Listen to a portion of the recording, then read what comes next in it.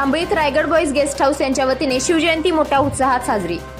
जांभळी तालुका शिरोळ येथे Raigad boys guest house यांच्या वतीने छत्रपती शिवाजी महाराजांची जयंती मोठ्या उत्साहात साजरी करण्यात आली।